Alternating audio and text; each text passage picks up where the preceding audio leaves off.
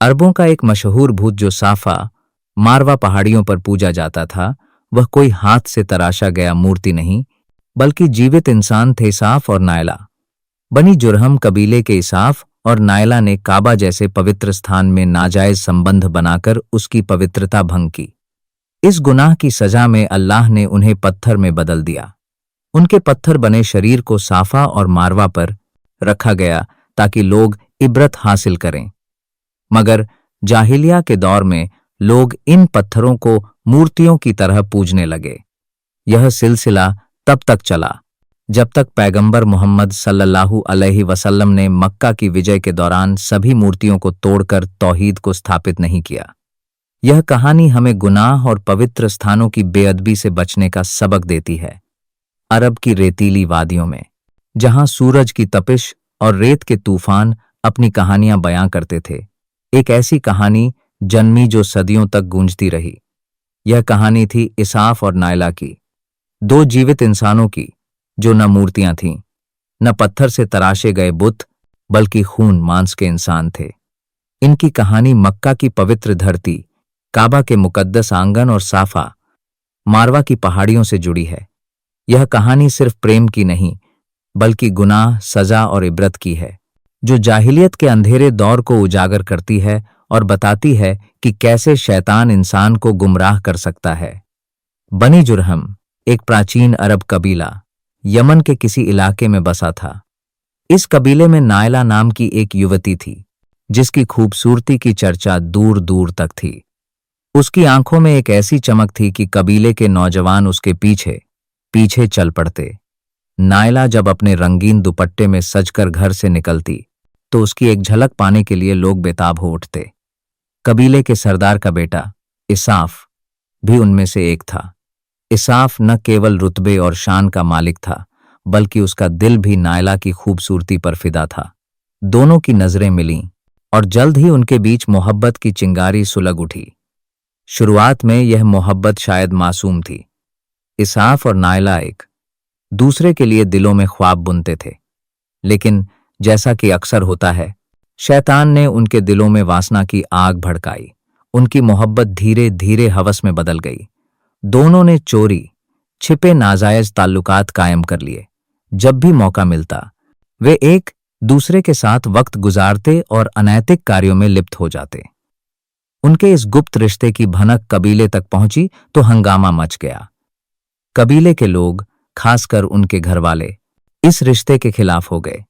इसाफ और नायला के मिलने पर सख्त पाबंदी लगा दी गई, लेकिन प्यार और हवस का जुनून ऐसा था कि दोनों ने इन पाबंदियों को तोड़ने का फैसला किया। एक बार हज का मौसम आया।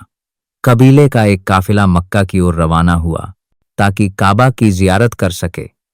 इसाफ और नायला ने मौका देखा और इस काफिले के साथ चुपके से मक्का के लिए निकल पड़े।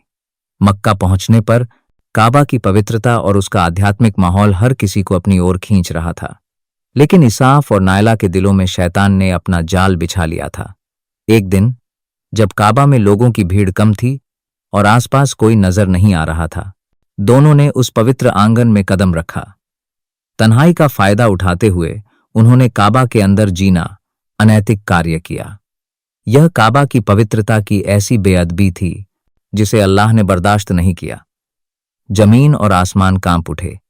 अल्लाह का अज़ाब नाजिल हुआ और इसाफ और नायला, जो कुछ पल पहले तक हंसते बोलते इंसान थे, पत्थर की मूर्तियों में बदल गए।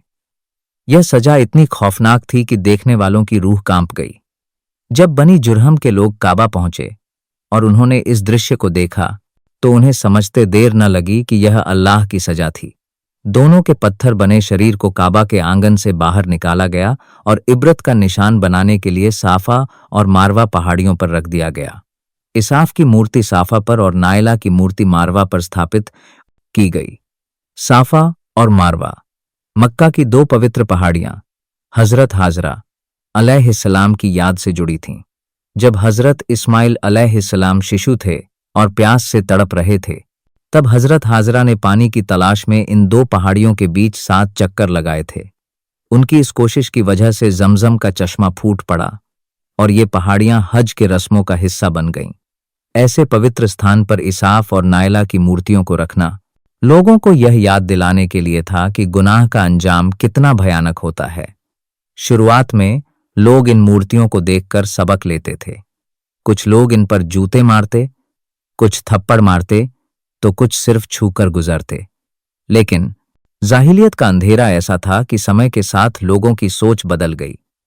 जो मूर्तियां इबरत के लिए रखी गई थीं, उन्हें लोग पूजने लगे। साफा और मारवा की पहाड़ियों पर इन मूर्तियों को बुतों की तरह ताजीम दी जाने लगी। लोग उनके सामने सजदा करने लगे, कुर्बानियां चढ़ाने लगे। 5वीं सदी तक इसाफ और नायला के ये बुत अरबों के बड़े देवताओं में शुमार हो गए। यह विडंबना थी कि जिस गुनाह की सजा के रूप में ये मूर्तियां बनाई गई थीं, उसी गुनाह को लोग दास्तान ए इश्क बनाकर गाने लगे। इसाफ और नायला को एक रोल मॉडल की तरह पेश किया जाने लगा।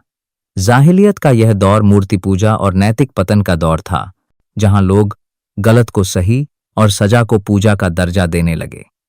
यह सिलसिला तब तक चला जब तक अल्लाह ने अपने आखिरी नबी हजरत मोहम्मद सल्लल्लाहु अलैहि वसल्लम को नबूवत से नवाजा।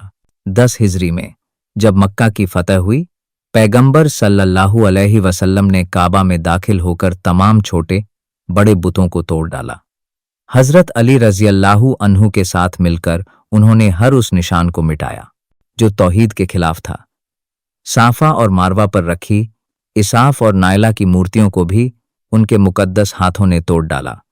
इस दौरान आप फरमाते रहे, हक आ गया, बातिल मिट गया। काबा और उसके आसपास का माहौल एक बार फिर तौहीद की रोशनी से जगमगा उठा। एक बार की बात है जब हजरत उमर रज़ियल्लाहु अन्हु तवाफ के दौरान इन मूर्तियों के पास से गुजरे और उन्होंने इन्हें छू लिया। पैगंबर सल्लल्लाहु अलैहि वसल्लम ने सख्ती से मना किया और फरमाया, क्या तुम्हें मना नहीं किया गया था? हजरत उमर ने बाद में कसम खाई कि उन्होंने इसके बाद कभी किसी बुत को हाथ नहीं लगाया। यह वाकया इस बात का सबूत है कि पैगंबर सल्लल्लाहु अलैहि वसल्लम ने मूर्ति पूजा को पूरी तरह खत्म करने का बीड़ा उठाया था। इस कहानी का सबक गहरा है। इसाफ और नायला का गुनाह काबा जैसे पवित्र स्थान की बेअदबी इतना बड़ा था कि अल्लाह ने उन्हें पत्थर में बदलकर एक निशानी बना दिया। लेकिन जाहिलियत के दौर में लोग इस सजा को भूल गए और उसी गुनाह को दास्तान ए इश्क बनाकर गाने लगे। आज के दौर में भी कुछ ऐसा ही होता है। लोग गुनाहों को आज़ादी, लिबरलिज्म या प्यार के नाम पर खूबसूरत बनाकर पेश करते हैं।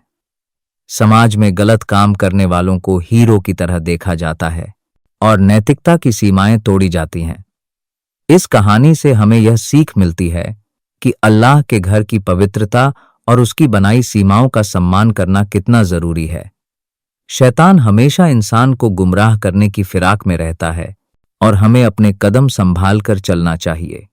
इसाफ और नायला की कहानी हमें याद दिलाती है कि गुनाह का रास्ता कितना खतरनाक है और अल्लाह की सजा कितनी सख्त हो सकती है। अल्लाह हमें हर तरह की बुराइयों और फितनों से बचाए और हमें सही रास्ते पर चलने की तौफीक दे।